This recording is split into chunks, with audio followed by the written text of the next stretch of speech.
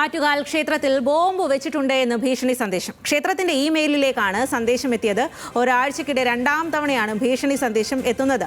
Tamil Nadu police bomb വയ്ക്കാൻ സഹായിച്ചെന്നും മെയിലിലുണ്ട്. വിവരങ്ങളുമായി അഞ്ജു ജയപ്രകാശാണ് ചേരുന്നത്. അഞ്ജു, എന്തായാലും ഗുരുതരമായിട്ടുള്ള ഒരു സന്ദേശമാണ്. ഇതിനെ എത്രമാത്രം ഗൗരവകരമായിട്ടാണ് പോലീസ് സ്വീകരിച്ചിരിക്കുന്നത്? മറ്റ് സുരക്ഷാ നടപടികൾ ഏത് രീതിയിലാണ് സ്വീകരിച്ചിരിക്കുന്നത്?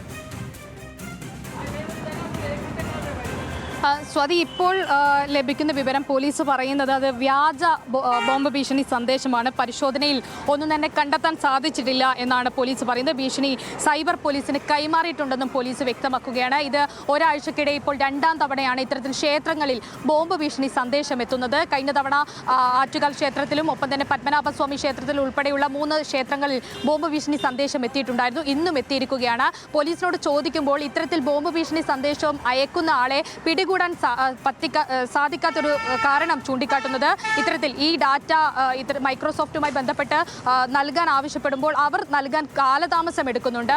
അതിനാൽ തന്നെ ഈ പ്രതികളിലേക്ക് എത്തിച്ചേരാൻ പോലീസ് വൈകുന്നുണ്ട്. അത്തരത്തിൽ പല ബോംബ് ഭീഷണികളിലും നിലവിൽ ഇപ്പോൾ പ്രതികളെ കണ്ടെത്താൻ പറ്റാത്ത ഒരു സാഹചര്യം കൂടി ഉണ്ട് എന്നുള്ളത് ഈ അവസരത്തിൽ സൂചിപ്പിക്കുകയാണ്.